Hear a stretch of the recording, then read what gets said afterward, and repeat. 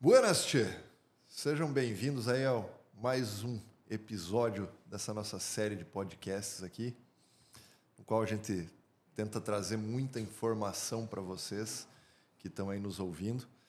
E hoje vamos falar bastante aqui sobre um tema que está fervendo para todos os brasileiros, que é a reforma tributária.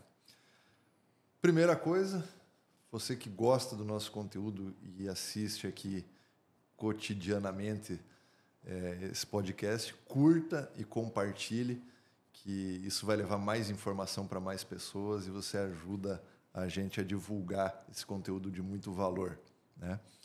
E hoje temos aqui um grande amigo, advogado, especialista em direito tributário, ele que é formado pela PUC em Direito, né?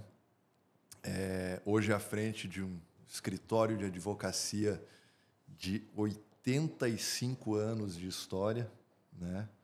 Herdado do seu avô e seu pai, né? Berbigier, Sociedade de Advogados, né?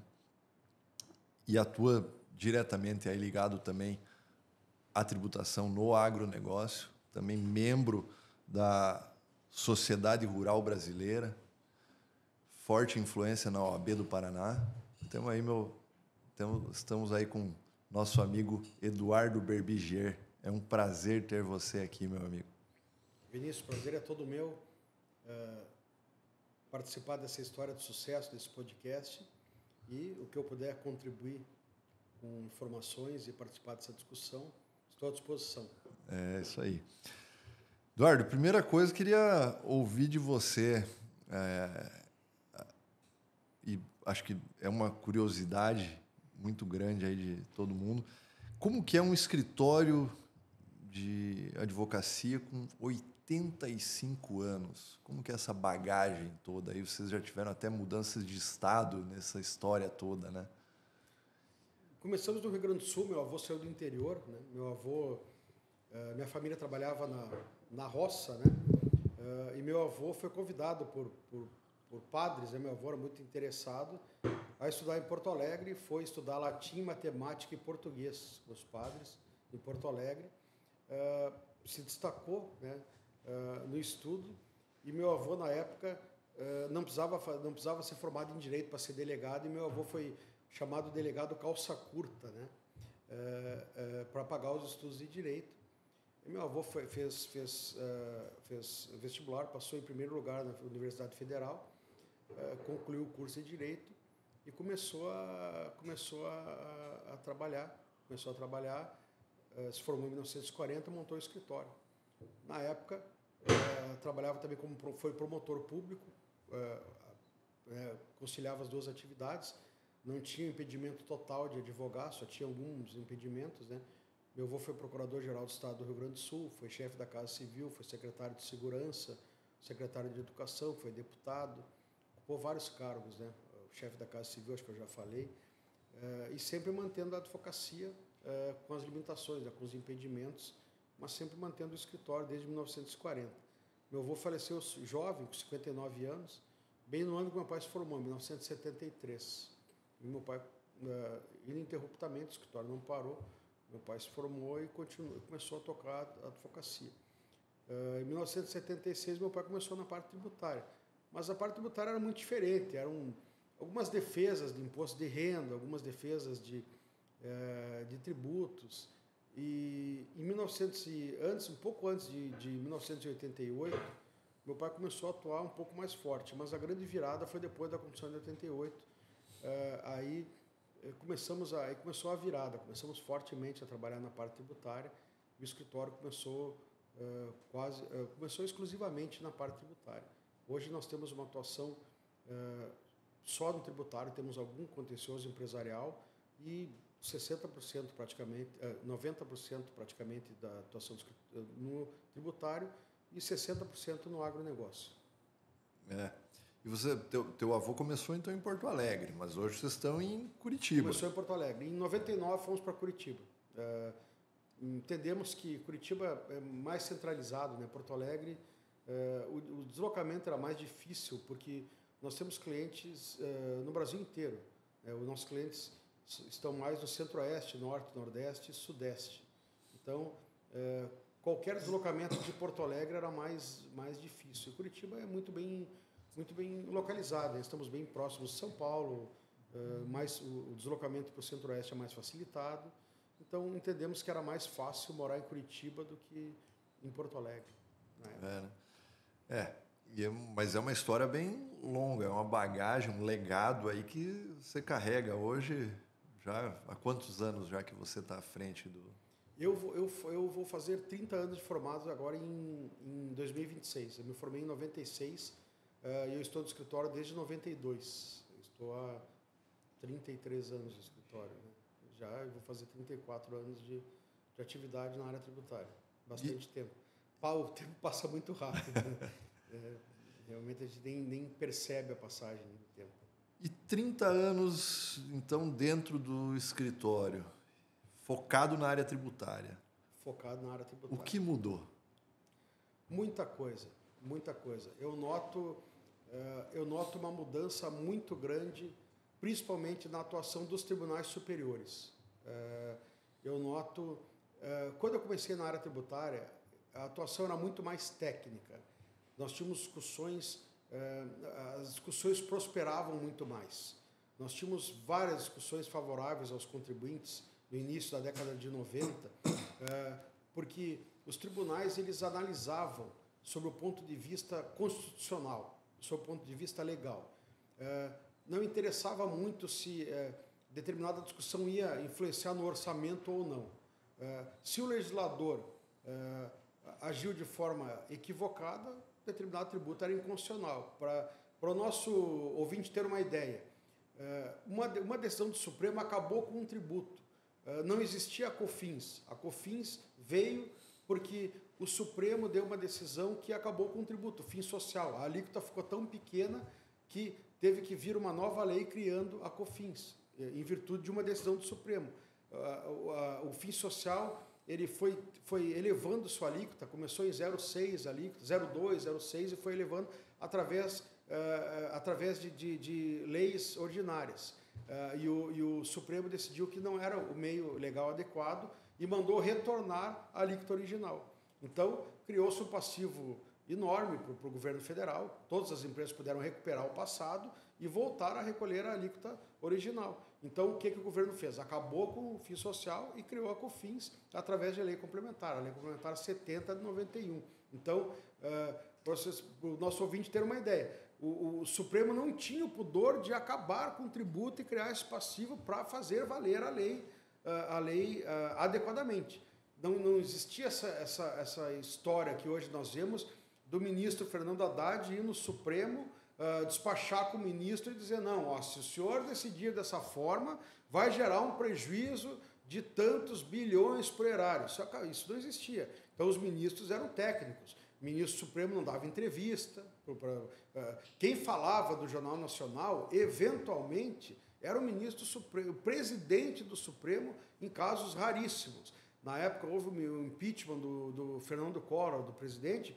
Então, o presidente do Supremo, na época, falava institucionalmente, porque quem conduziu o processo de impeachment era o presidente do Supremo. Então, não existia essa coisa que nós vemos hoje do presidente dos ministros do Supremo darem declaração em redes sociais, na mídia, e decidirem de acordo com o orçamento, ou pensando, como nós estamos vendo agora, o Supremo convocando audiência pública para decidir a questão da desoneração da folha, onde estão legislando. O Congresso já tinha feito a lei concedendo a desoneração da folha, que é a competência do Congresso, e o Supremo, a pedido do governo federal, foi lá e interferiu na competência legislativa do Congresso. Para não me alongar muito na tua pergunta, uma das grandes mudanças que eu vejo é essa, a atuação do Supremo Tribunal Federal. E outra, o número de profissionais. Na época, quando eu comecei há muitos anos atrás, o direito tributário os profissionais eram muito escassos, era muito pouca gente. Né? Nós fazíamos congressos, meu pai foi um dos primeiros profissionais na área, então nós fazíamos congressos em São Paulo, não havia congresso em Porto Alegre, Curitiba, então nem se fala, não morava em Curitiba na época. Nós fazíamos congressos em Porto Alegre. Na época estava começando a revista Dialética, que nem existe mais. Era uma revista que vinha, nossos ouvintes hoje, agora são da época das redes sociais, para vocês vai ser uma coisa impensável. Nós esperávamos uma revista impressa que chegava todo dia 25 e ali eram as novidades do direito tributário. A gente esperava chegar a revista para saber o que estava acontecendo, qual a jurisprudência nova, qual a tese nova. E os congressos aconteciam a cada 6 meses, às vezes a cada 3 meses em São Paulo, e nós nos reunimos, poucos tributaristas, para saber o que estava acontecendo. Então, nós íamos ouvir o Ives Gandra, Paulo de Barros Carvalho, e ali era como, assim, descobrir a América. Oh, meu Deus, não cumulatividade do CMS, o que é isso? Então, eram novidades. E hoje, nós chegamos numa empresa para conversar sobre um assunto, o nível de conhecimento dos contadores, dos advogados, é alto, né?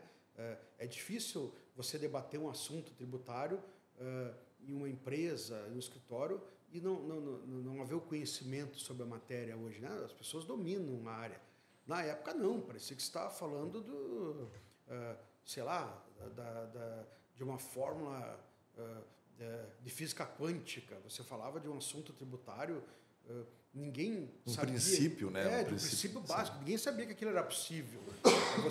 Você falava em utilizar insumos de CMS, todo mundo, mas isso é possível, né?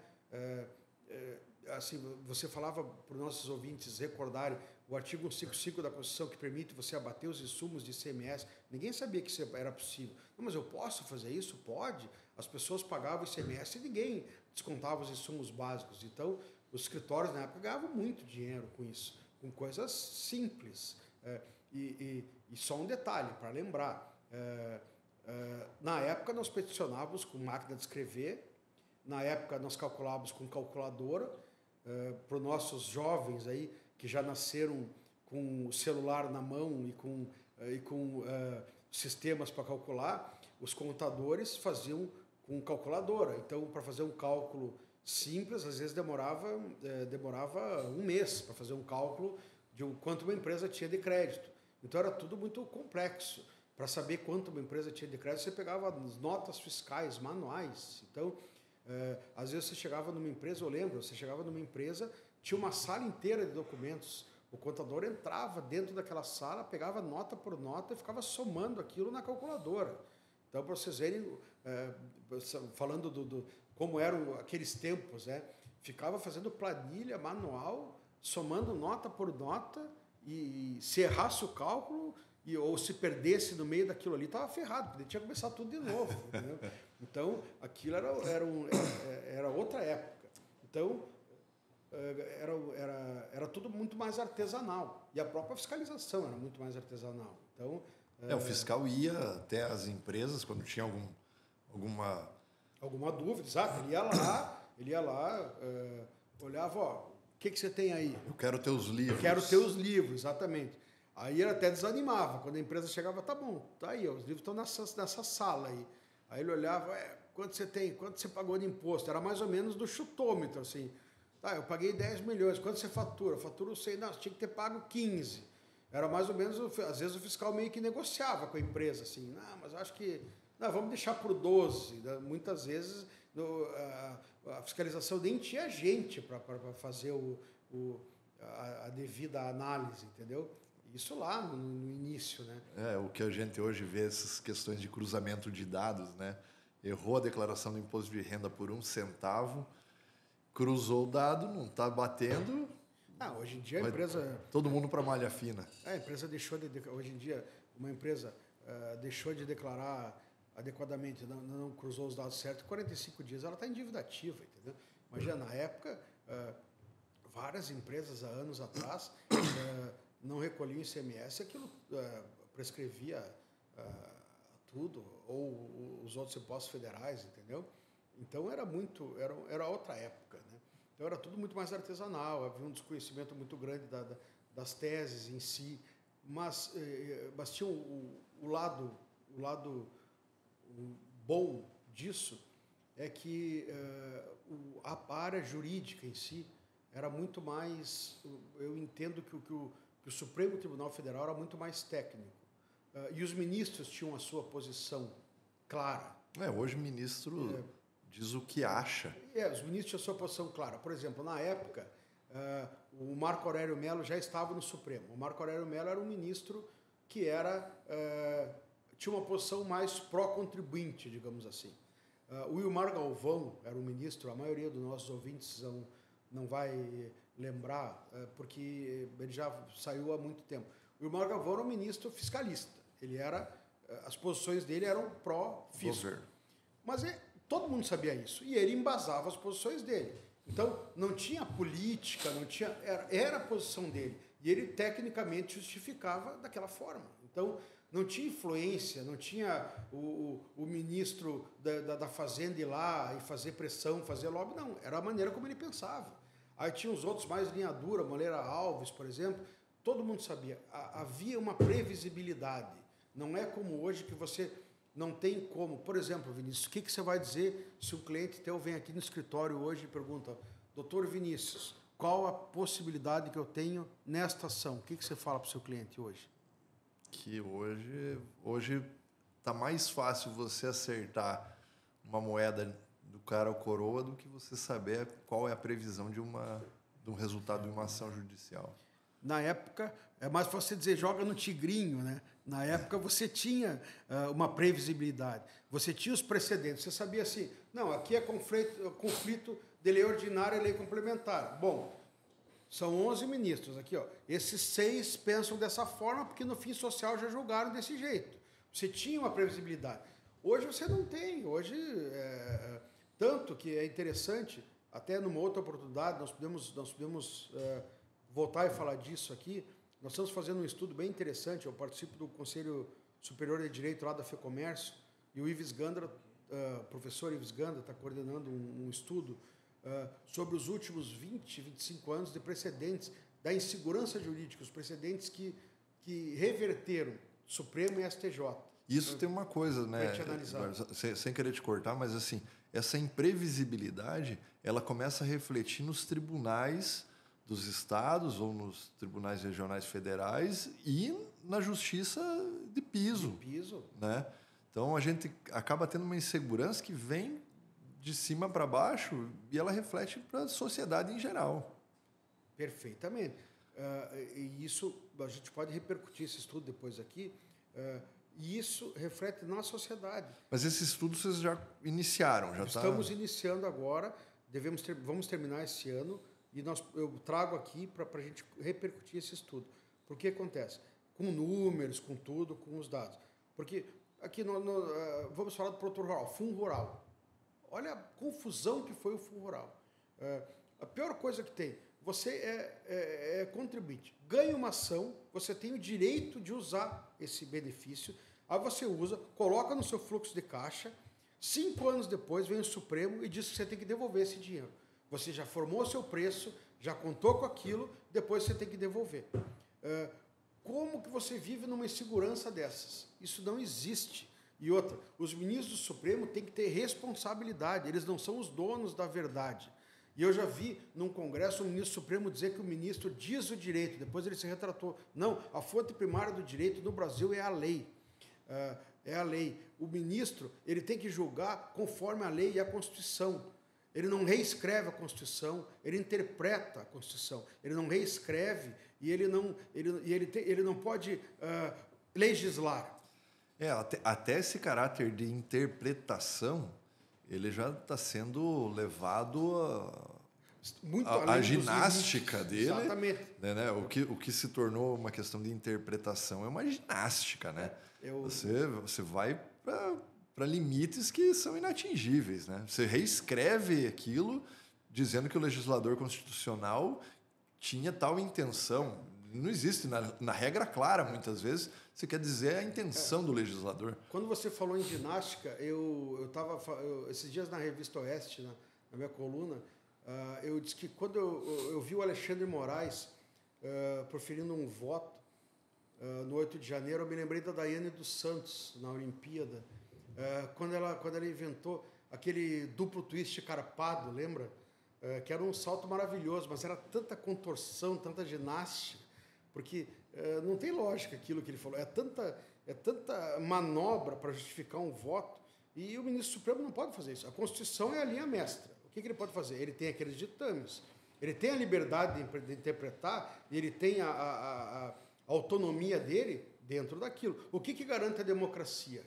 A lei está acima dos homens, porque aqueles 11 ministros, eles estão ali por um tempo, e vai passar. E nós vamos ficar, a sociedade vai ficar aqui. Só que as decisões deles ecoam no tempo, e isso vai reverberar para gerações. Então, eles não podem tomar decisões que vão gerar efeitos para o futuro. Então, isso não pode acontecer. Eu vou decidir de acordo com a minha consciência e os nossos filhos, netos, vão pagar, vão sofrer as consequências disso. Então, isso é muito sério. E às vezes, as autoridades, elas assumem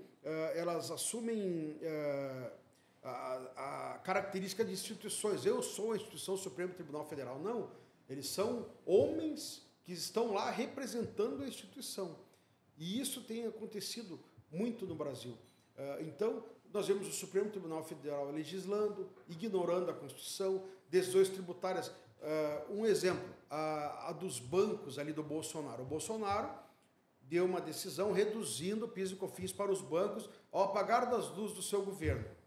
Não vamos entrar no mérito se está certo ou está errado, se foi uma retaliação política ao Lula que entrar, mas ele pode fazer isso. Ele era o presidente, ainda, não tinha acabado o seu mandato. E outra, existe a noventena constitucional, só pode alterar depois de 90 dias. O Lula entrou 1º de janeiro, dia 2, ele voltou à alíquota do PIS e COFINS. Tem 90 dias. Os bancos tinham o direito de pagar, não estou dizendo se está certo ou errado, teria que... O que o Supremo fez? Decidiu que, como era uma medida que não chegou a surtir efeitos no mundo jurídico, então não valia. Quer dizer, o Supremo alterando a Constituição. Tem 90 dias, é constitucional, o Supremo está reescrevendo a Constituição, dizendo que não vale porque interpretou, que não chegou a surtir efeito. Quer dizer, não vale o artigo constitucional. Como que não teve efeito? Se teve efeito por um dia, uma hora, um mês, teve efeito. Exato. Então, quer dizer, é uma medida, é o Supremo agindo politicamente. Então, quer dizer, isso é perigoso, porque... E eu acho que o nosso telespectador, e aqui nós estamos analisando, independente do espectro político, não é porque é o Lula, não é porque é o Bolsonaro, é o seguinte, essas aberturas, elas são perigosas porque no momento que o Supremo toma uma decisão dessas, em uma lei que o Lula alterou, ele está abrindo brecha para decidir em várias outras questões. Sim. O Supremo não pode fazer isso. Onde passa um boi, passa uma boiada. Exato. O Supremo não é legislador. É isso que a população tem que entender. É porque agora o Brasil está numa situação que é nós contra eles, né? Pode porque foi uma lei do Bolsonaro. Então pode. Então a esquerda defende porque foi uma lei do Bolsonaro. Então o Supremo está certo. Tá, mas me diga uma coisa. E se daqui a um tempo o Supremo faz a mesma coisa em uma lei do Lula? Vai estar certo? Então, não, e outra, cada um no seu papel. E outra, isso daqui é uma proteção do contribuinte. Exato. Isso se prejudicar você?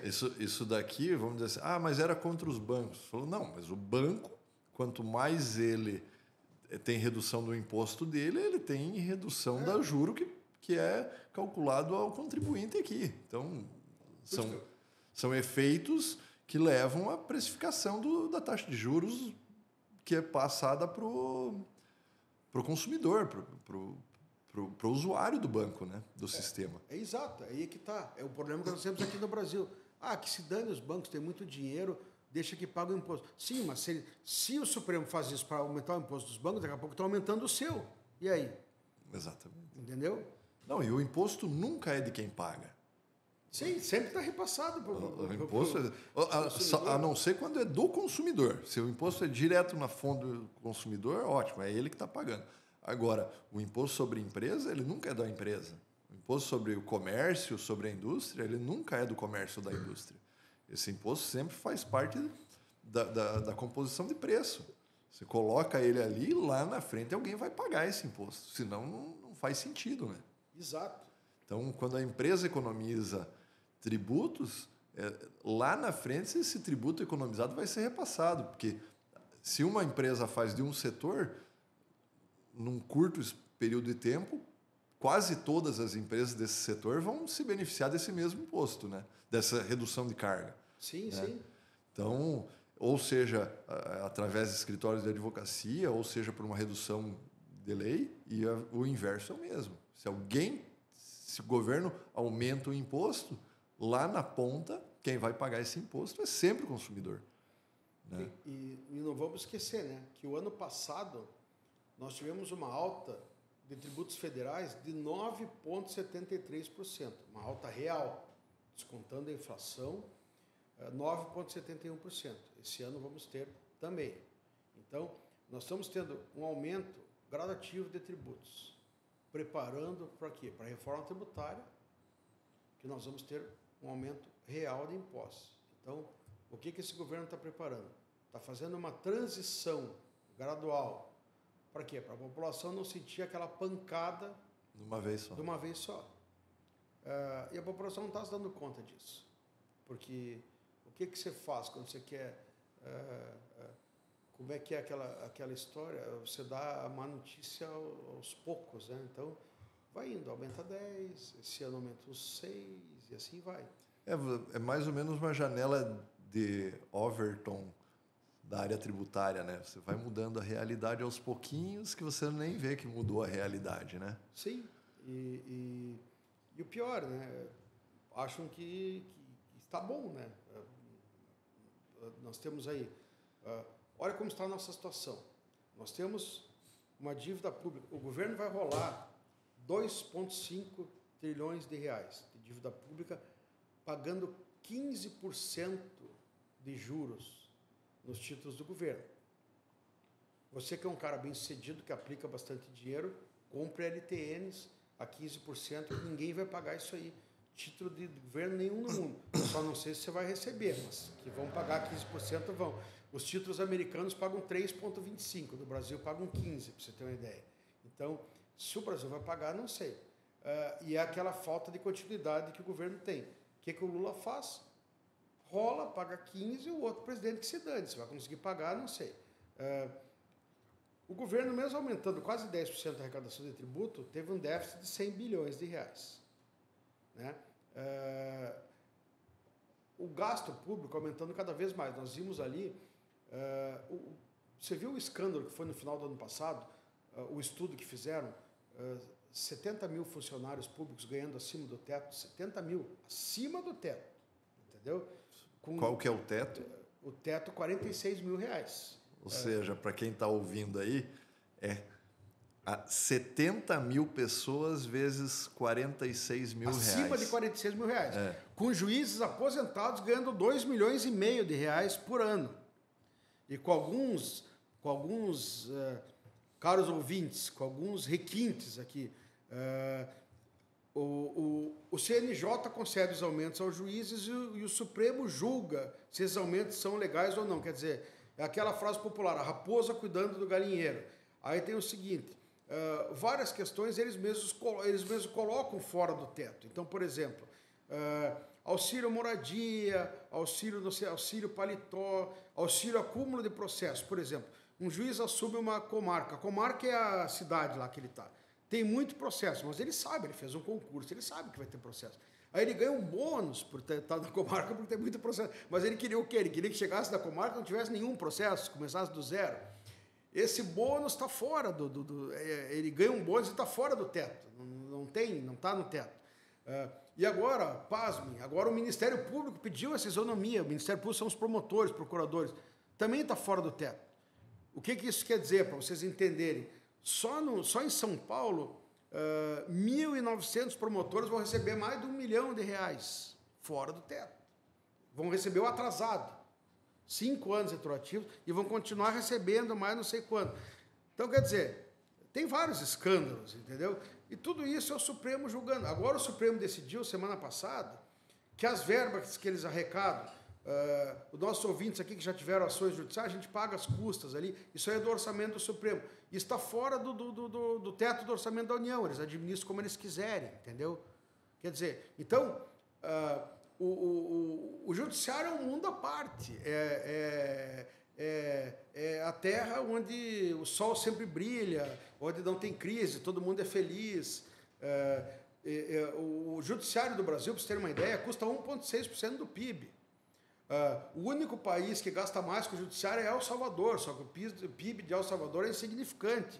Os Estados Unidos gasta 0,2%, França gasta 0,25%, 0,3%, e França é um país que tem mordomias. Né? Mas calma lá, porque lá o judiciário não é tão eficiente quanto daqui, né? Não, imagina. Né? Entendeu? Aqui você tem que pensar que lá um processo, ele resolve-se em 6 meses. Aqui nós temos que manter um processo por 12 anos, 15 anos, 20 anos. Que vergonha, 6 então, meses assim, de processo. Então, assim, acho que a gente mantém vivo um processo por muito mais tempo. Então... Sabe que eu tive em Brasília semana passada? É incrível, né? Todo mundo rindo, você passa na rua... Primeiro que não tem ninguém, né? Não tem ninguém na rua, não tem ninguém pedindo, mas todo mundo, é uma coisa assim interessante, né?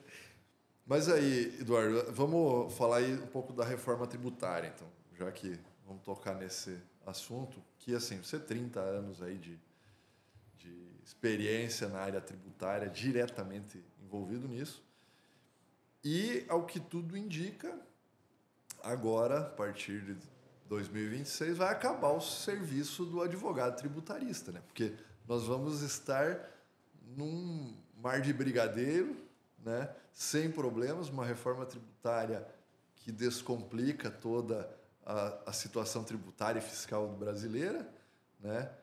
E o que você acha disso tudo, assim? Você sabe, Vinícius, que um dos deputados, né, que foi um dos líderes da reforma, ficou até chateado comigo. Eu conheço há muito tempo, a gente estava num debate e eu fiz algumas perguntas básicas para ele sobre a reforma e ele não soube responder. E daí no final ele ficou chateado comigo e ele falou isso, o Eduardo está chateado porque a reforma vai acabar com o trabalho dos advogados, dos procuradores, auditores, porque nós vamos acabar com o contencioso tributário em 5 anos. Eu falei, olha, o senhor está enganado. Primeiro que o senhor garantiu o escritório por algumas gerações, né? E segundo que mesmo que isso aqui virasse a Suíça, o contencioso é um direito subjetivo do contribuinte, nunca vai acabar, né? Pode estar tudo certo e eu posso querer mover uma ação porque eu quero mover uma ação, mesmo que não tenha nada errado, né? Sim. Eu acredito o seguinte, eu tive no congresso da ABAT semana passada, retrasada, Associação Brasileira da Advocacia Tributária. Eu sou membro da ABAT e me convenci ainda mais que está tão mal feita a legislação. E lá estava o Bernardo de Api, e estava o Leonardo, o Alvim, que é um dos também que coordenam. Tem tanta coisa mal feita. Na parte do ressarcimento, do split payment, está confusa. A parte do contencioso, porque todos nós vamos ter que litigar contra o comitê gestor, sabia disso? Nós não sabemos nem ainda como vai ser isso. Eles não sabem que procuradoria que vai defender os processos. Eles estão pensando em unificar a procuradoria estadual, municipal e federal para defender os processos. Você acha que isso vai dar certo? Porque eles queriam criar uma procuradoria do comitê gestor, mas daí as procuradorias para o corporativismo foram contra, porque daí era uma outra carreira, o que os outros iam fazer, entendeu? Então, olha a confusão que está dando. E eles não pensaram nisso antes de fazer a reforma. Então, quando a gente criticou que a reforma foi feita de forma assodada, eles deveriam ter pensado em tudo isso antes de fazer a reforma, né? Agora tem aí 14 mil procuradores, sei lá quantos mil procuradores do Brasil, e eles deveriam ter pensado antes. Agora eles vão ter que pensar em como fazer o contencioso, como organizar o comitê gestor, nada disso eles pensaram. Então, pelo contrário, vai ter um contencioso, vai ser eu acredito que nós vamos iniciar uma fase de maior contencioso da história. Eu acho que vai ser equivalente ao pós-Constituição de 88, que foi uma fase bem agressiva de contencioso, maior porque hoje nós temos muito mais advogados, hoje nós temos muito mais tecnologia. Lembrando que pós-Constituição de 88 é como eu te falei, o advogado na máquina de escrever e o contador na calculadora.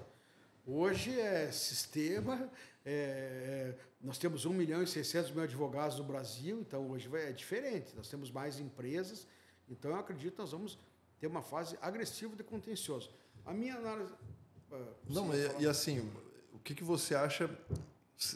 Você já disse que não foi pensado, mas assim, e mesmo assim, a legislação tem 500 artigos. Imagina, então, imagina uma legislação para simplificar a legislação básica, né?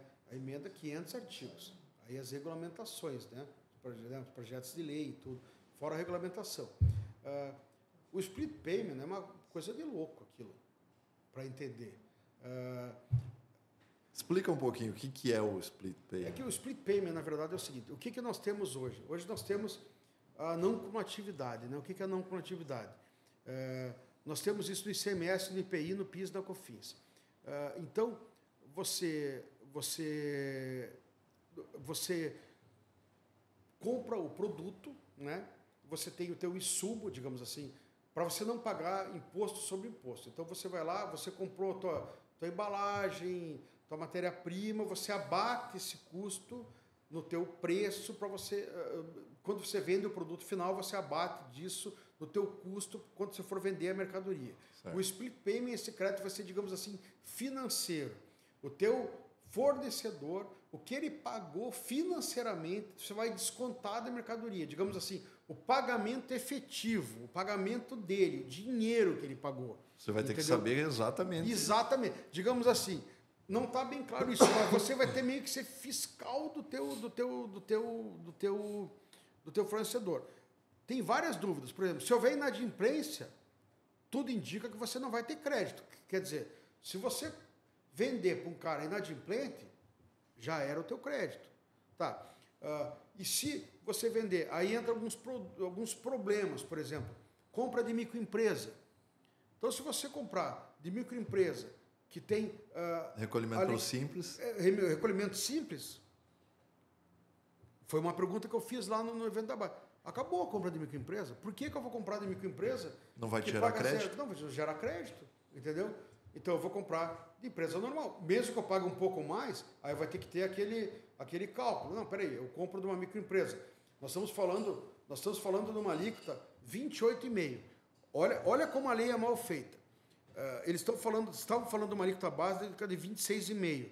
Aí eles já falaram que tem que ser 28,5%, mas eles disseram assim, se passar de 26,5%, o governo se compromete a adotar medidas para que baixe a alíquota. O que são medidas que baixam a alíquota?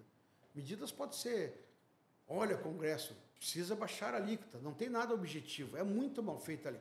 Então vamos falar em 28,5%. Se eu não posso perder 28,5% de crédito se eu sou uma empresa. Então, se eu vou comprar de uma microempresa, ela tem que me vender, no mínimo, 28,5% abaixo do preço, para valer a pena. Sim. Você acha que uma microempresa tem 28,5% de margem para me vender? Não faz sentido. Não faz sentido. De jeito nenhum. Entendeu? Nada disso está explicado. Ninguém pensou, não, mas nós estamos vendo a sistemática de crédito presumido. Não está claro isso aí. E tem uma questão que é o engessamento, né? O governo vai estar, muitas vezes, engessado. Ele não vai mais ter essa maleabilidade para ele poder reduzir ou não, ou dar, como hoje a gente vê no muitos casos do ICMS, aí, regimes especiais. Isso não vai mais ter. Você vai estar... nós vamos ter uma centralização. Outra coisa, vai acabar com a autonomia dos estados, municípios. O governo federal conseguiu o que ele queria. Hoje em dia, é todo mundo refém do presidente. Acabou. Acabou, governador não tem mais. O pacto federativo já era, entendeu?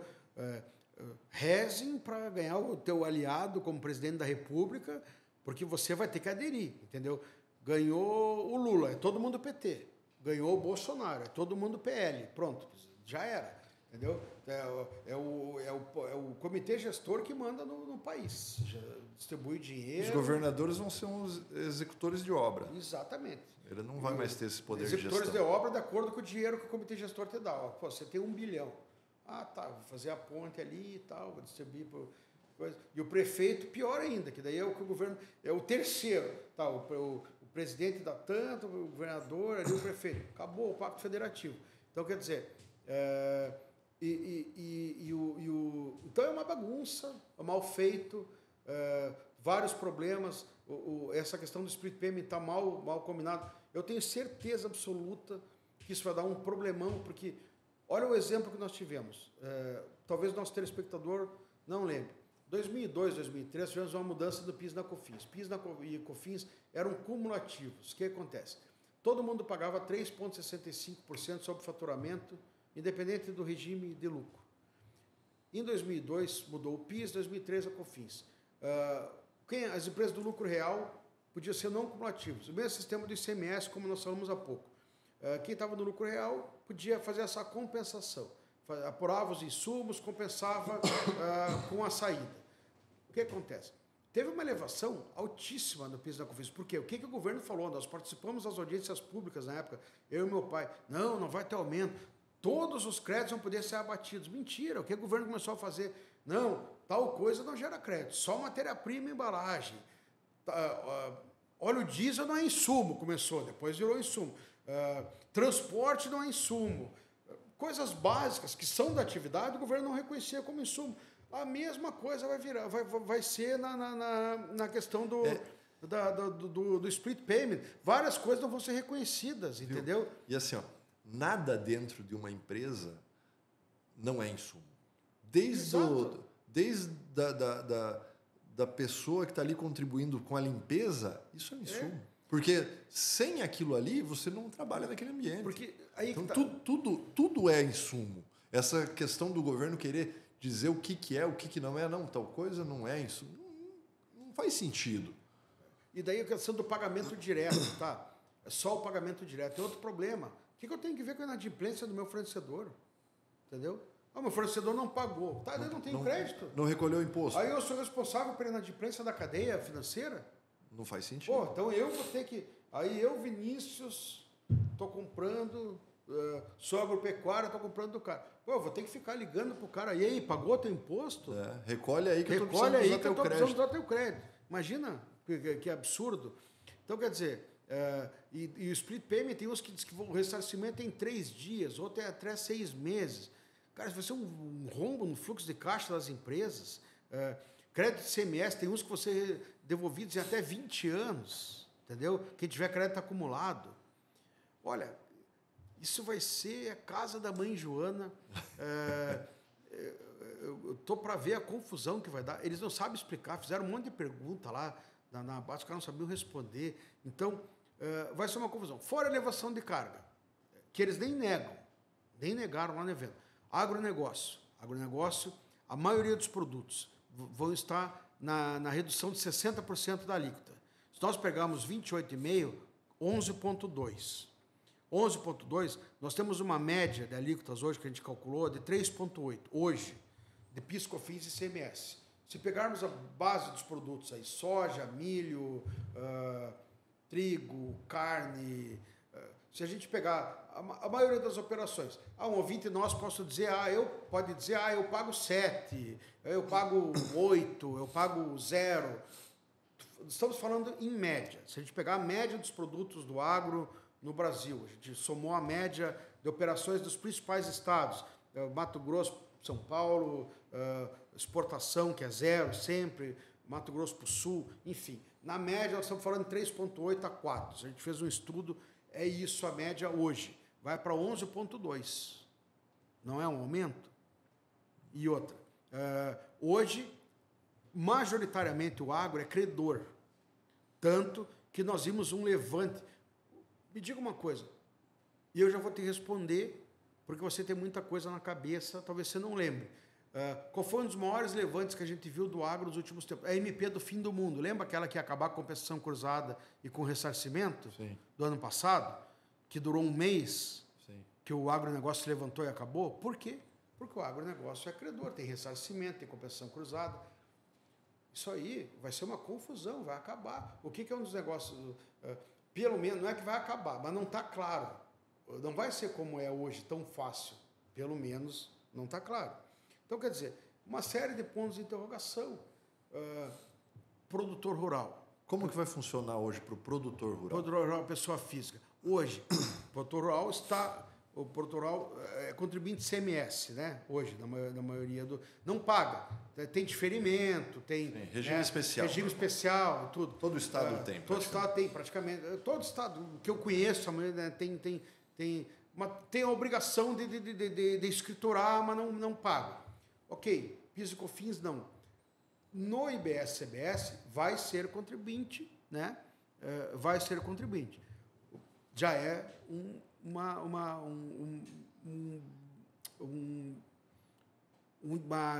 desvantagem. Uma desvantagem. Então, como pior, vai funcionar esse pior. recolhimento? Vai ser esses 11%, 11,2%, né? 11,2%. Pode ter alguma mudança, tem que ver isso aí. O que acontece? Aí vamos falar do abaixo de 3.600.000. O pequeno.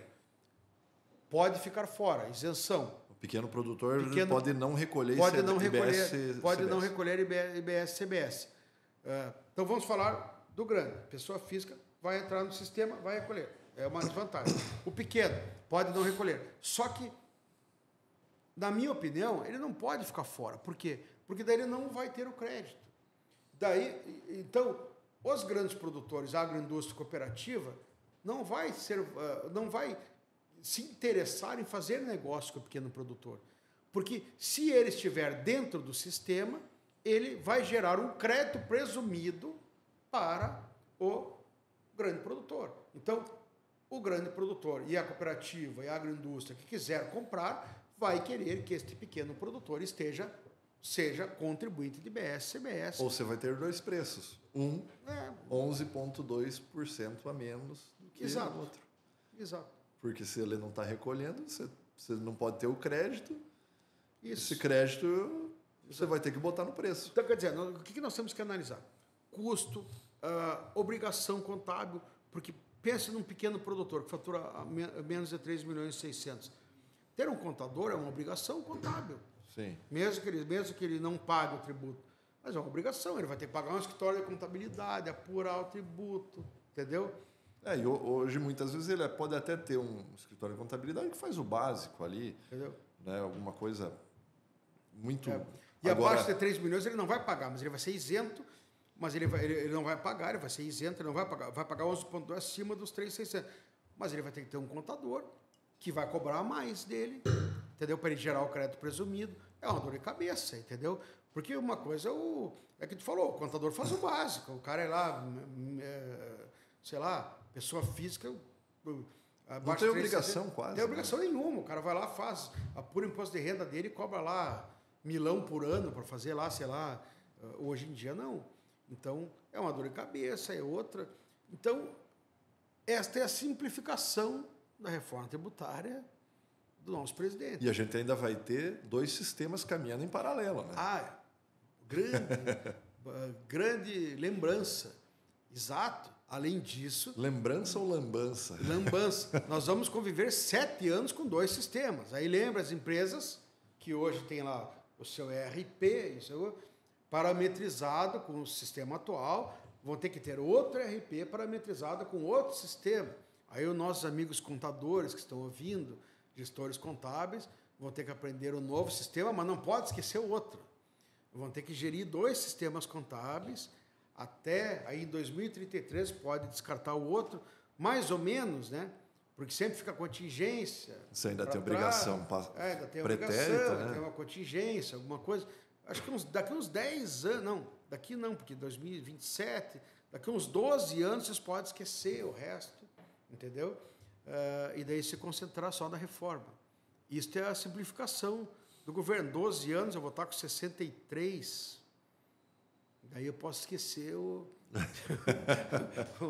sistema passado, entendeu? Essa é a simplificação que que o nosso presidente está e assim, colocando no sistema. Fora a elevação da carga. Né? Isso porque, assim, serviços, vamos pensar aqui, profissionais, né? Serviços. Hoje, os serviços pagam 3,65% de PIS e COFINS, serviço em geral, Sim. e 5% de ISS. Vão pagar em torno de 19% e pouco. Não é uma elevação de 11%? Lembrando que serviços são aí 70% do mão de obra do Brasil. Sim. Quer dizer... E vai incentivar muito a informalidade, né? Pensa comigo, qual é a mensagem que esse governo quer dar? Olha a elevação do serviço, que gera 70% da mão de obra. A reversão da desoneração da folha. Eu estava ouvindo um discurso do Ronald Reagan, que foi o grande presidente dos Estados Unidos, é contra tudo o que eles fazem, cara. Pô, os caras são a maior economia do mundo, 15 vezes maior que nós. Acho que a gente podia tentar aprender um pouco com eles, né? Não, a gente faz tudo ao contrário, né? Tudo ao contrário. Não, aqui vai dar certo. Vai dar, não, é outro caminho, é um caminho alternativo, né? Eu acho que tem tudo para dar certo, né? Vamos lá, vamos gastar mais com o funcionário público, vamos investir mais no judiciário, vamos aumentar imposto, é isso aí. Você sabe que... Vamos matar as empresas. Você sabe que a gente trabalha muito para empresas e produtores rurais aqui, né? Sim. E reforma tributária já vem se conversando aí há 2 anos, pelo menos, né? Eu falei assim, lá atrás comecei, falei, vou dar uma acompanhada por cima e não vou me gastar minha energia para aprender isso agora. Vou esperar a coisa chegar mais próxima para a gente ter uma clareza maior, porque senão você estava muito numa fase especulativa. E agora a gente está aí há um pouco mais de 6 meses para iniciar e questão de 2 meses para cá, eu falei, não, agora vou me aprofundar para ter o conhecimento. E parece que eu estou com as dúvidas, ou todo mundo está com as dúvidas de 2 anos atrás. Não.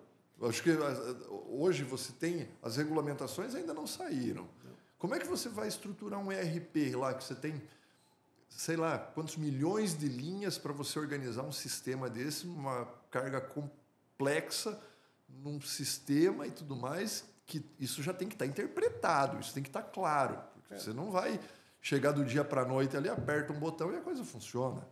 Né? E a gente está falando de empresas que têm que, no dia 1º de janeiro, estarem operando da forma correta. Qual que é, assim, a perspectiva? O que os juristas aí, o que o pessoal de dentro do governo ou que organizou a reforma está pensando sobre isso? Fique tranquilo que eu acho que nem o API eles aprenderam ainda, eles estão aprendendo sobre a reforma ainda.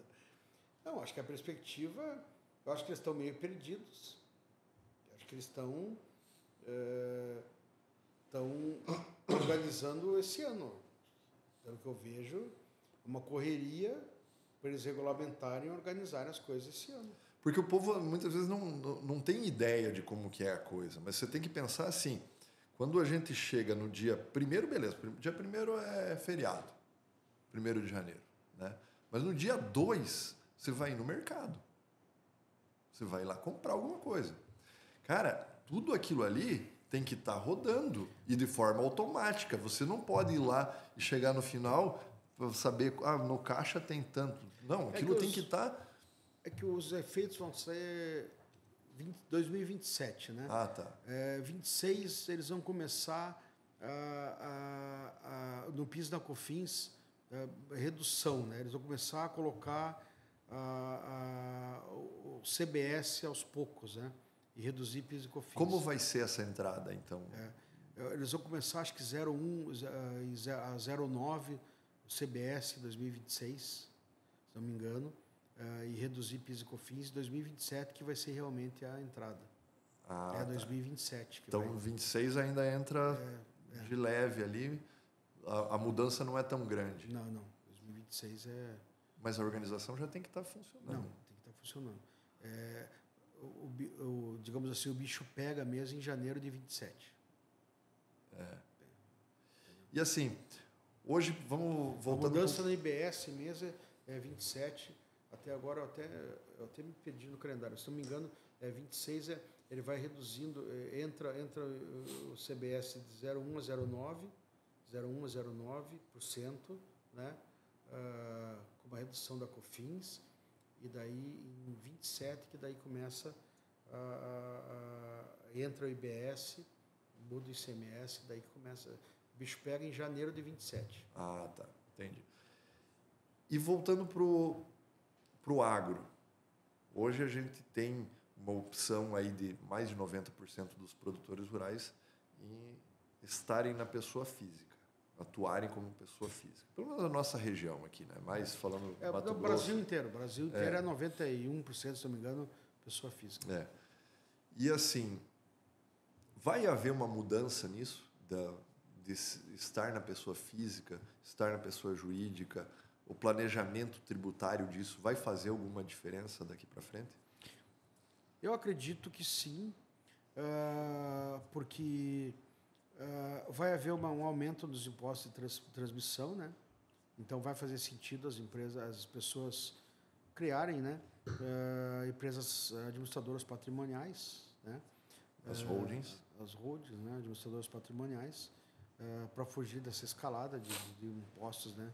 De transmissão, e também fica mais fácil de gerir, né? O patrimônio. Essas benesses que elas têm hoje, que os empresários têm hoje, como pessoa física, não vão mais fazer tanto sentido com a reforma, né? Vai fazer mais sentido gerir o seu negócio como pessoa jurídica, né? Assim, vai mudar alguma questão, principalmente hoje, prejuízo acumulado na pessoa física, você pode utilizar ele ao longo de anos, né? Isso, eu acredito que não vai mais ter esse benefício que muitos produtores rurais têm aí, ó, por todo o Brasil, né? Imposto de renda, falando. Imposto de renda, nós temos que ver, porque nós estamos tendo uma reforma do imposto de renda agora, né? Sim. Temos que ver o que vai... Porque agora nós estamos tendo a reforma dos impostos sobre o consumo, né? Sim. Nós estamos tendo PIS, COFINS, ICMS, IPI e ISS, né? E também acabaram colocando o ITBI junto, né? Uhum. Questão, e a reforma do imposto de renda está sendo relatada pelo Arthur Lira agora. O Arthur Lira foi eleito relator da reforma agora. Então, também vai ser feita a reforma do imposto de renda esse ano. Você chegou a ler o não projeto? Não tem ainda, por enquanto só falaram daquela questão do isenção até 5 mil, falaram do tributação era até 50 mil reais, né? Não a distribuição de lucro, as remunerações acima de 150 mil reais. Era 50, o Arthur Lira colocou para 150 mil reais, mas está muito nebuloso, ele não divulgou texto nenhum ainda. Eu sei que é o Arthur Lira, que era o antigo presidente da Câmara, que vai ser o relator da reforma do imposto de renda. Mas eu acredito que ele vai mexer em muita coisa, não é só isso. Eu acredito que vai ser uma reforma mais ampla. Tanto que ele não divulgou mais nada, ele está trabalhando nesse texto. E você faz parte da Sociedade Rural Brasileira. Eu sou do Conselho Tributário e sou do Conselho Jurídico da Sociedade Rural. Eu sou do Conselho Superior de Direito da FEComércio também e sou lá membro da ABAT, Associação Brasileira de Advocacia Tributária. E assim, mas a Sociedade Rural Brasileira ali, o que o pessoal lá tem visto e tem encarado como essa questão da reforma? A cidade rural é muito plural, né? Tem muitos grandes tributaristas na cidade rural. Eu vejo majoritariamente uma posição contrária. Nos congressos que eu vi, a maioria achando que vai ser prejudicial ao setor do agro. Mas eu vi um ou dois lá que estão participando junto com o governo lá, favoráveis, mas posições isoladas. Mas a grande maioria, contrária à reforma. Esses dias eu estava participando de uma aula, não vou lembrar o nome do professor. Eu tenho que dizer isso assim, porque, por exemplo, eu não posso falar assim pela 100% da posição, entendeu? Sim, mas sim. assim... Não, mas é sobre o que está sendo discutido. A maioria que eu vi a discussão contrária. A gente fez um congresso lá, inclusive eu falei também, eu debati no congresso, a palestra magna foi do Ives, o Ives é contra. Isso eu posso dizer porque eu converso muito com o Ives Gandra sobre isso, né? Ele é contra, principalmente para o setor do agro. O Ives fala bastante sobre isso, fala que vai aumentar bastante o tributo sobre o agro. Sim, é um pilar da economia, né? Inclusive, eu vou escrever um livro sobre a reforma tributária, a gente pode vir aqui lançar, inclusive. O Ives vai fazer o prefácio, o Ives Gandra vai fazer o prefácio. Vários dos grandes pilares lá do Comitê Tributário, o Leonardo Loubeck, era o presidente, que é doutor pela USP, é contra a reforma tributária da sociedade rural. Quando a gente fala contra, não é contra. Identificaram que vai ter aumento de tributo para o agro. Todo mundo entende que o nosso sistema tributário é caótico, precisava de uma reforma, mas não essa. Essa reforma não desse jeito. Então, não é colocando contra, não esta reforma, entendeu? Outra reforma, esta é ruim para o agronegócio. É nesse sentido. Entendeu? Uma questão que esses dias eu estava assistindo e foi levantada é o seguinte: é o desincentivo da industrialização em determinadas regiões. Porque você hoje não... Por que uma montadora de veículos ia para a Bahia? Hoje o Estado não tem como dar um incentivo zero, ele só pode subsidiar, ele tem que dar em dinheiro. Mas quem vai ter esse dinheiro para dar para alguém? Eu concordo. Eu, por exemplo, eu não acho ruim a guerra fiscal. Não, a guerra fiscal são mecanismos eu incentivo daqui, você de lá, e a gente... E, por exemplo, exatamente, por que uma montadora vai para o Maranhão e adoro o Maranhão, tenho clientes do Maranhão. A Bahia é a mesma coisa. É um belo estado, já fui várias vezes a turismo para o Maranhão, tenho belos clientes. Estou falando em termos de logística, porque é uma população pequena, então não vai ter o mesmo consumo que São Paulo. Imagina você trazer os carros do Maranhão para São Paulo, que é o maior público consumidor. Quanto você vai gastar? Exatamente. Então vai todo mundo para São Paulo, vai todo mundo Rio de Janeiro, entendeu? Nem, por exemplo, meu estado, Rio Grande do Sul. Está na ponta sul extrema. Ponta sul. Quem que vai? A montadora não vai. Tem montadora lá, mas não vai para lá. Tem porque tem incentivo fiscal. Sim, ou você está numa região extremamente centralizada para distribuir, ou você está no grande centro para distribuir lá. Porque se você vende 50% dos veículos são vendidos. Estamos falando de veículos aqui. São vendidos no estado de São Paulo, maior consumidor. Você vai criar uma indústria onde? Em São Paulo. Eu tenho uma indústria de calçado. 60% eu vendo no estado de São Paulo. Ter a maior população, maior poder de compra, você vai montar onde? No Rio Grande do Sul? Não. Isso é uma... Sabe, Vinícius, é uma falta de... alguns argumentos... Você cria desigualdades com essa reforma. Você quer dar... É aquela história do... Não, vamos equalizar tudo. Não, você desequaliza. O Brasil não é igual. Assim, são uns argumentos tão... fracos, assim, e a mídia dá guarida para isso, as pessoas ficam repetindo, e parece que é tão inteligente, né? O Haddad, vamos acabar com a guerra fiscal. O mundo inteiro tem guerra fiscal. Pô, Delaware, quem conhece Delaware nos Estados Unidos, era um ovo estado. Começou, é um paraíso fiscal. Se desenvolveu. Cada um recolhe luta com as armas que tem, entendeu? Agora, o Ceará não tinha nada. Quando o primeiro governo do Ciro Gomes, e nem gosto do Ciro Gomes, pegou, foi lá, levou a Grandene do Sul, levou várias fábricas. Você vai lá para Caucaia, aquela região lá hoje, extremamente desenvolvida, não tinha nada lá, não tinha nada, era só areia, né? Quer dizer, aí vai o Haddad como se fosse brilhante, vamos acabar com a guerra fiscal. O mundo tem guerra fiscal. Inglaterra, Ilhas Jersey, lá, perto lá de... tinha nada. Hoje você vai levar... fiscal, entendeu? Hoje você vai incentivar a industrialização só perto do grande... Aí vai fazer o quê? Não podemos acabar... os caras só pensam do ponto de vista arrecadatório. Claro, tem que ter dinheiro, né? não vai acabar... sempre vai faltar dinheiro, né? Sempre vai faltar dinheiro.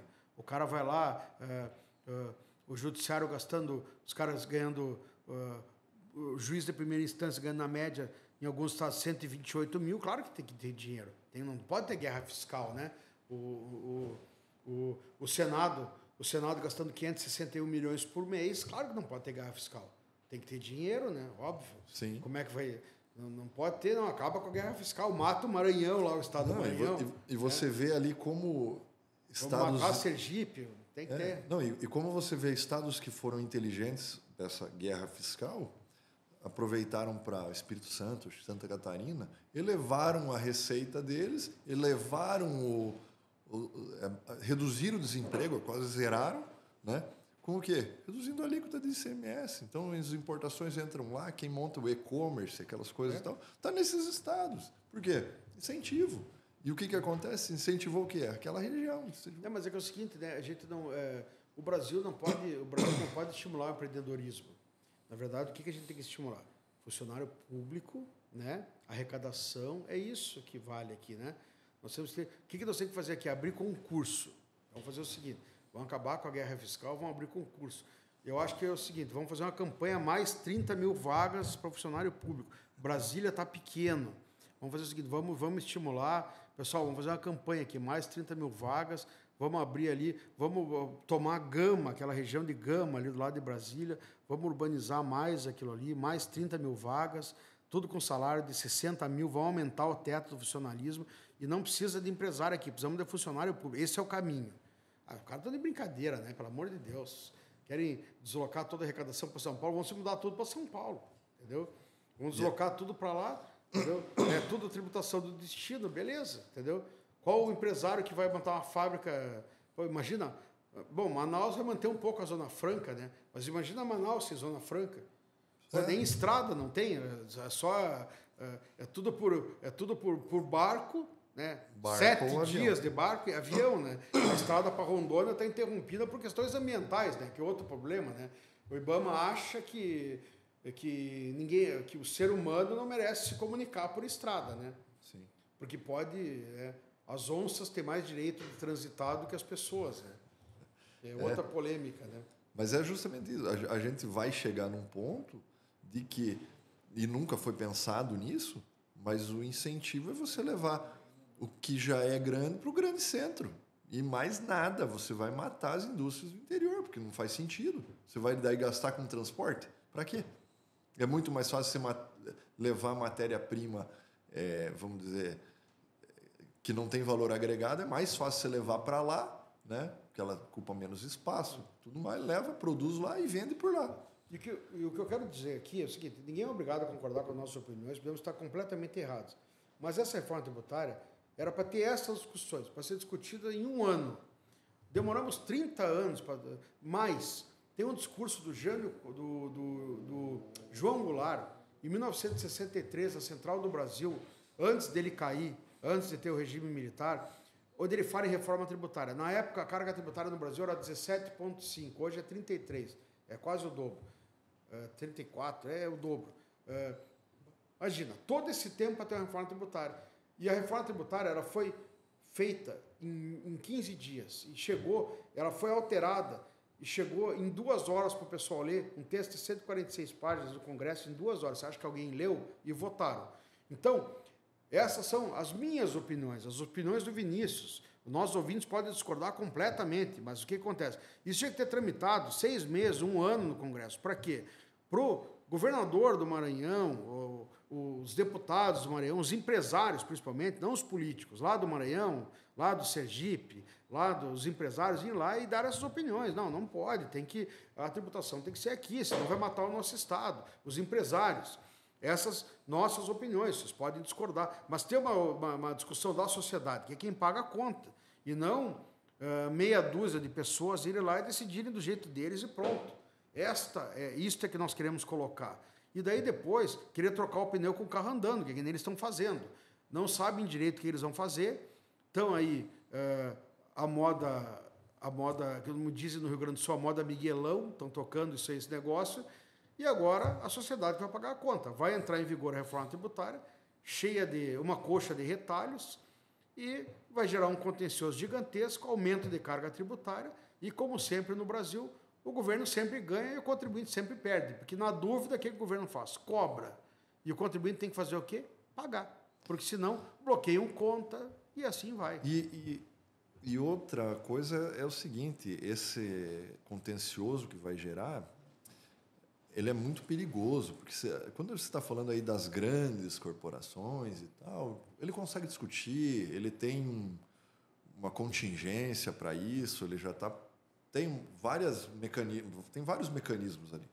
Agora o pequeno, o médio, isso falando do produtor, do empresário e tudo mais, cara, esse quebra, ele não tem acesso muitas vezes a um advogado que tenha capacidade técnica para entrar numa discussão tão aprofundada que precisa, e ele vai ser penalizado, às vezes, acreditando que está fazendo certo, porque você vai ter uma interpretação que vai ser futura, com toda certeza, porque isso aí ninguém vai saber exatamente o que fazer, então vai ter uma interpretação futura, ele está fazendo muitas vezes seguindo o regramento que ele acredita, que a contabilidade dele entendeu que seria daquela forma, fez errado, vai ser punido, e daí começa as discussões do contencioso, que daí daqui 5, 6 anos vai ter uma jurisprudência firme para dizer assim, é para ser feito dessa forma. Aí o cara que foi penalizado nesse ínterim, né? Esse cara, esse dinheiro não volta mais, essa multa dele, essa empresa quebrada não volta. Mas tu sabe que mesmo as grandes estão tendo dificuldades, porque a legislação processual está muito ruim hoje. Os processos administrativos tramitam rápido, vai para execução, a procuradoria tem a faca e o queijo na mão hoje, eles podem pedir penhora de conta, não adianta nem você garantir o juízo. Então, até para os grandes está ruim. Hoje em dia, o governo tem a faca e o queijo na mão. Trabalha afinado com a procuradoria, com o judiciário. Agora, não sei se você viu aí o pacote dessa composição que o Supremo quer fazer para aprovar a desoneração da folha, né, para continuar. Querem fazer a legislação dos devedores contumazes, que ninguém sabe o que vai vir disso aí, né? Coisa boa não é, quer dizer... É a lista negra, né? E a gente tem aí um PIB de dívida. Nós temos aí 6, 7 trilhões de dívida ativa da União, imagina. Fora o que está no CARF, que é mais de 1 trilhão, fora o que tem do ICMS, fora o que tem de autuação, fora o que tem... E aí, se nós formos botar na ponta do lápis, não tem 1, 2% de sonegadores no Brasil. O resto é gente séria que não consegue pagar os impostos. E tem gente que está há anos aí em crise. Não tem setores, tem segmentos que estão... Aí o cara vai entrar na lista de devedor contumaz, porque o cara está há 5 anos devendo tributo, sei lá.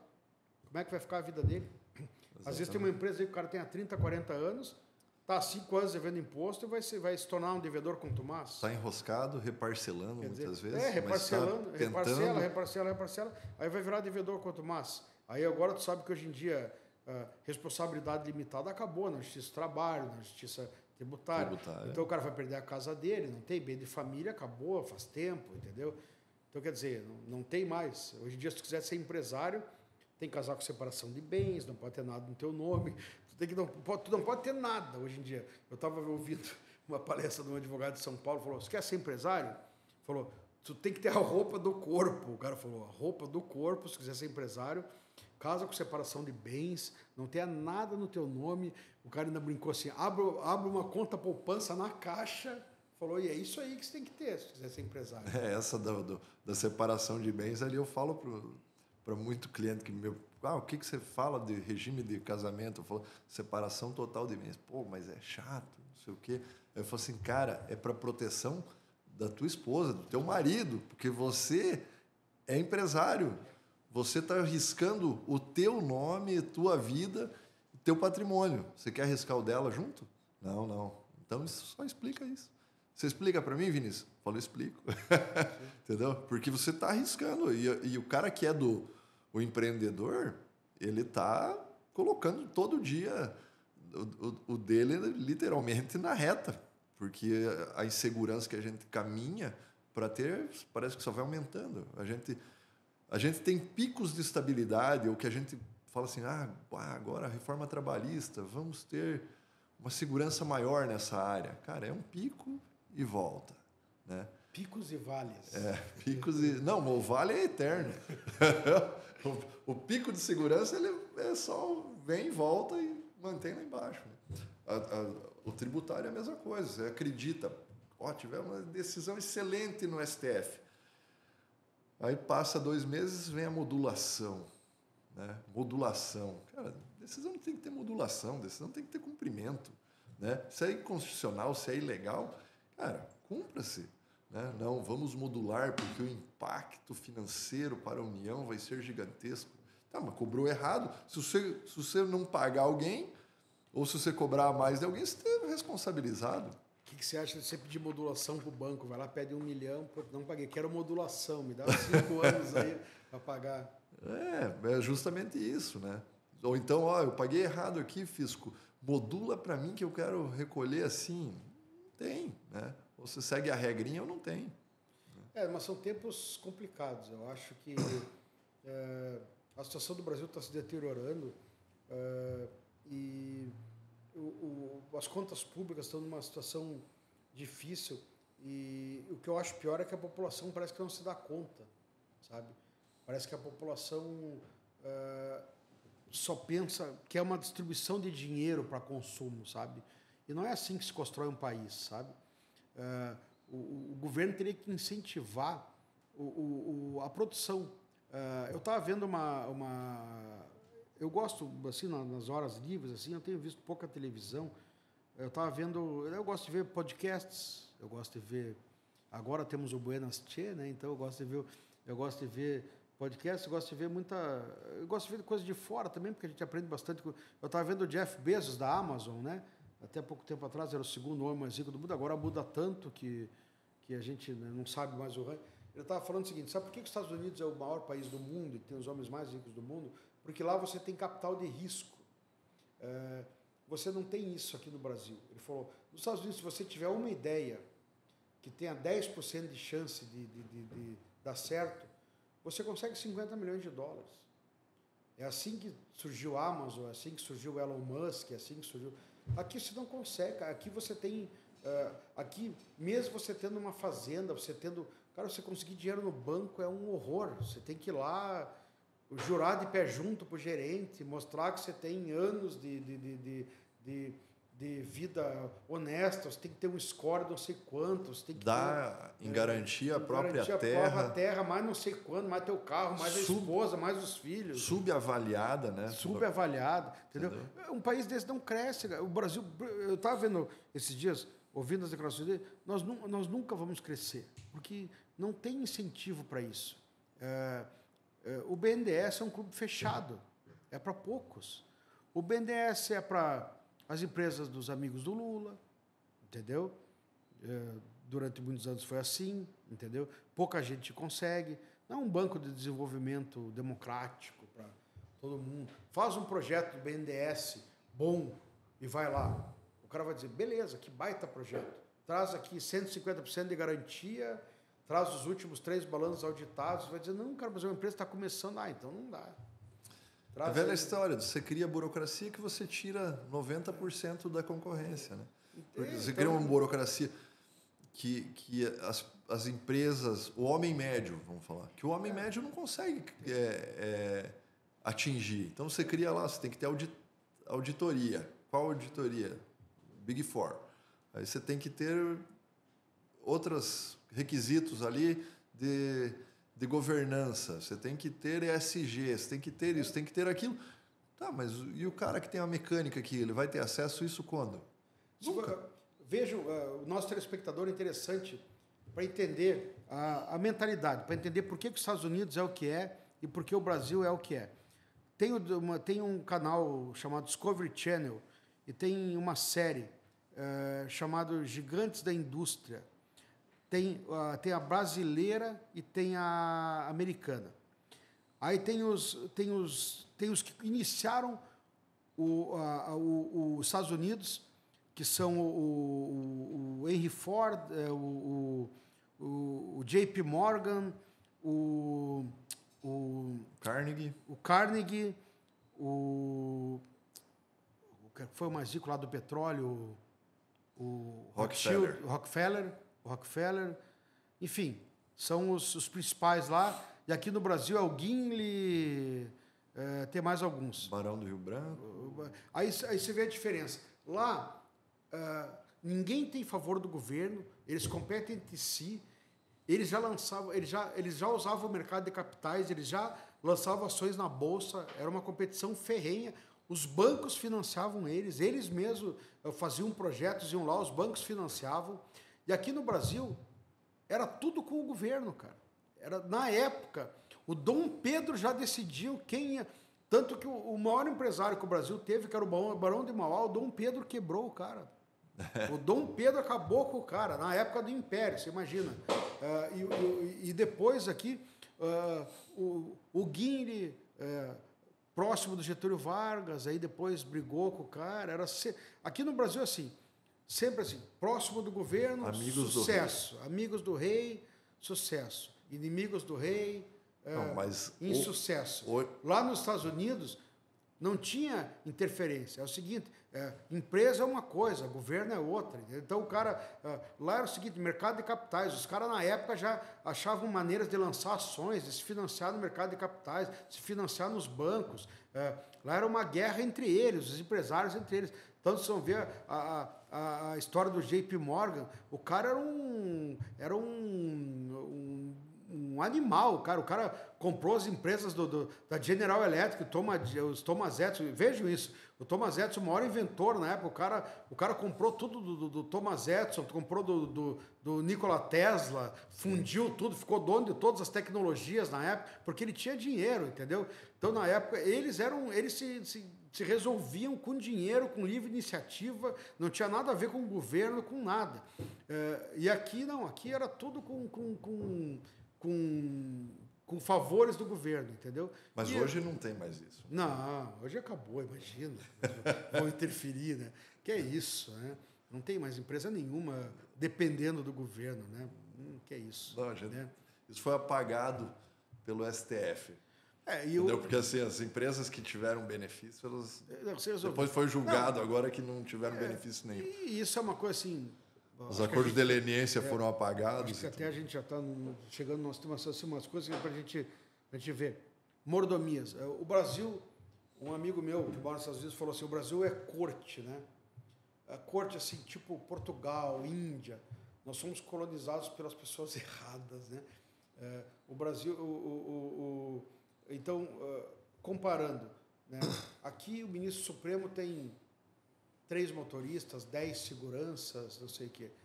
Um amigo meu estava falando que lá nos Estados Unidos são 9 ministros da Suprema Corte, né? Só quem tem motorista é o presidente, né? Tem um gabinete simples, tem acho que, sei lá, 3, 4 assessores e acabou. Eu tenho um amigo que era ministro da Suprema Corte lá, ele falou que ia... Os outros, ele dirige o seu carro. E eles iam juntos ao estádio assistir jogo de futebol. Ministro da Suprema Corte Espanhola. Sim. Onde senta um ministro da Suprema Corte brasileira num estádio de futebol? Não, os outros ministros da Suprema Corte, dos Estados Unidos, ele dirige o seu próprio carro. Uma coisa que é interessante, uma comparação. Um amigo meu me mandou do Instagram a festa de posse do Brossard no Supremo. O Brossard tomou posse acho que em 88, 89. Assim, uns 30, 40 senhores do apartamento funcional do Brossard, uns salgadinhos ali, uns passport na época, porque na época não tinha importação e do Collor não tinha liberado, então não tinha uísque, né? Importado. Festa simples, os senhores ali de pé tomando um uísquezinho, uns vinhos ali nacionais também. E daí depois aí a outra, um vídeo da festa do Zanin. Parece que o Zanin gastou R$1 milhão na festa dele. Quarteto de cordas tocando, champanhe não sei o quê, caviar, lagosta, não sei quantas pessoas, entendeu? Outros tempos, né? E o empresariado. Empresariado, todo mundo, né? Exatamente. Aí, prestigiando. Dizem que não tem conflito de interesses, né? Como é que é o Gilmar Palusa, que ele faz lá em Portugal, né? vários ministros onde já tinham cedidos por advogados, né? Sim. Não sei se há um conflito de interesses nisso. Mas assim, eu sempre sou da opinião assim, as regras estão aí, né? E a gente só espera que a gente consiga entendê-las para a gente poder participar desse jogo, né? Do jogo em si. E o problema é quando a gente não conhece, não entende e não consegue, você não tem acesso às regras para você participar do jogo. Então, essa é a dificuldade que hoje está havendo no Brasil, não só na área tributária, mas acho que no geral, né, Eduardo? Exatamente. Mas, Eduardo, quero agradecer imensamente. Você vê que quando a conversa é boa, passa muito rápido, né? A gente nem vê. Mas te agradecer a presença aqui, acho que foi fantástico, né? Teu conhecimento e tudo mais, acho que a gente teria conteúdo aí para mais 1h30, 2 horas de conversa, né? E vamos ter que repetir outras vezes, então, provavelmente, aí, em outras oportunidades. Vinícius, eu que agradeço. Ótima experiência, estou à disposição, muito agradável, realmente passou rápido aí, temos assunto para muito mais tempo, estou sempre à disposição. Quando quiser, me chama que eu venho com o maior prazer. Muito obrigado.